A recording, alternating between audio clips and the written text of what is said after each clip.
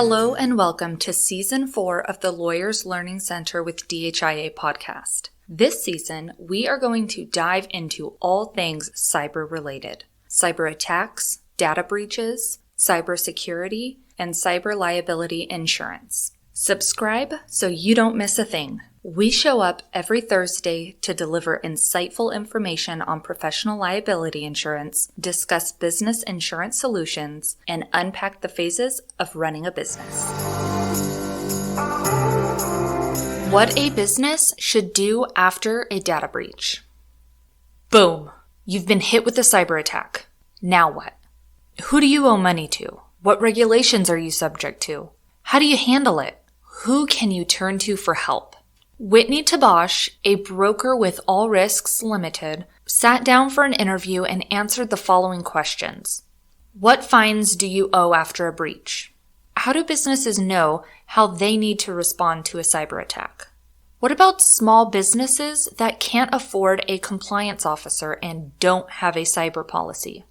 For small businesses that do have cyber insurance, how can the carrier help guide them through a cyber attack? What is covered by a cyber policy? What isn't covered? What fines do you owe after a breach? Each state has their own regulations. There are regulations internationally. For instance, the EU has them. If you collect information in an EU citizen, California citizen, New York citizen, Texas citizen, you have at least 4 different privacy laws that you have to adhere to. There are also timelines you have to adhere to. Once the breach is discovered, you have 5 days to respond. The response has specific requirements and each law has unique requirements.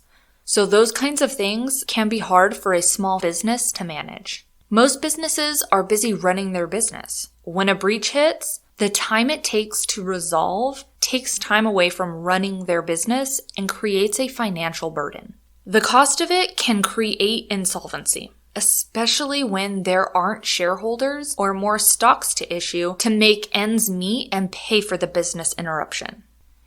How do businesses know how they need to respond to a cyber attack? Start with your compliance officer. If you don't have one, you can hire experts in the cyber industry that know the privacy rules and regulations. It's similar to licensing, but with a consultant. They help you navigate through the various regulations. You are a step ahead if you have cyber liability insurance and a breach occurs. That's one of the main things cyber coverage is designed to do. It helps small businesses, or really any business, respond and do it in accordance with the law. Each cyber carrier has either in-house vendors or an internal staff that are experts in the various privacy regulations. These will hold the hand of small business owners to make sure they're adhering to those laws and regulations. What about small businesses that can't afford a compliance officer and don't have a cyber policy? If you don't have a cyber policy, I would highly recommend you hire an expert at the point of a breach to help navigate through it. Unless you deal with this all day, every day, it's impossible to know how to handle it. The regulations are constantly being updated. Here in the United States, each state has their own laws and regulations, and they are constantly changing. A big one that people are talking about is the California Act, and that just changed what businesses would have to do if they kept information on California residents. So you really need an expert in the field of privacy laws and regulations and how to be compliant in the event of a data breach. Otherwise, the fines are going to stack up quickly. You're not going to be able to adhere to every single one. And each state is going to start fining you and keep fining you until there's proof that their laws and regulations have been met.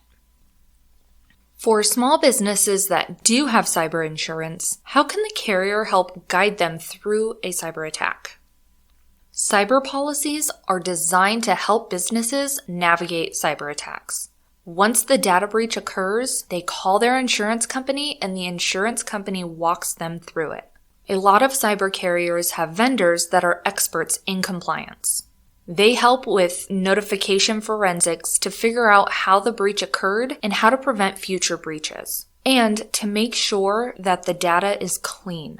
If you had a hack, then does the hackers still have access to the system? How do we make it where they don't?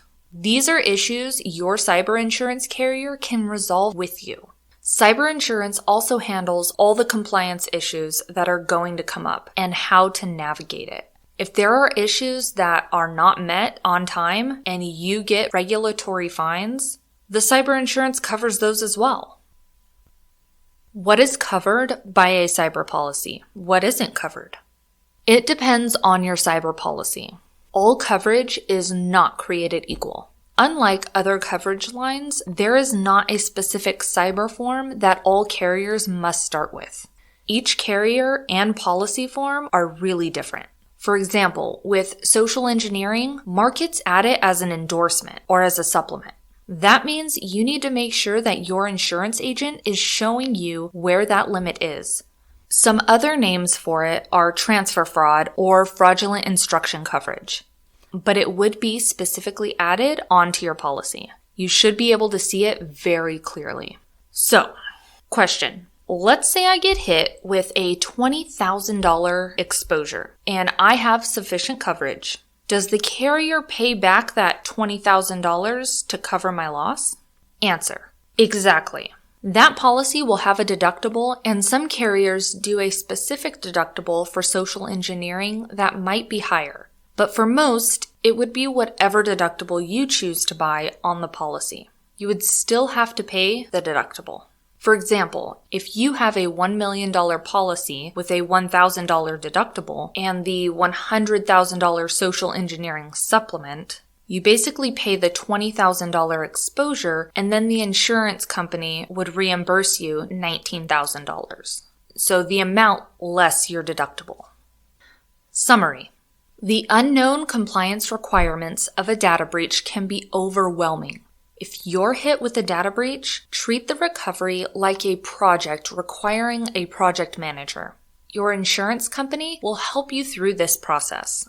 Otherwise, you'll need to hire a consultant to make sure you don't miss any steps.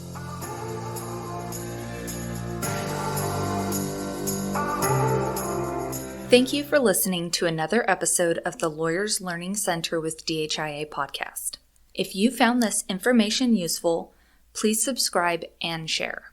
We invite you to share your biggest takeaway in the comments, ask us a question, or suggest a topic you'd like to hear. Your feedback will help us keep our topics relevant for you, which is why we are here. If you're new here, we encourage you to listen to our first 2 seasons. Our Lawyers MBA series was created to cover the topics law school missed and is packed with actionable tips on running the business side of a law practice. Tune in next Thursday where we'll be talking data breach prevention and how you can protect your business from an attack.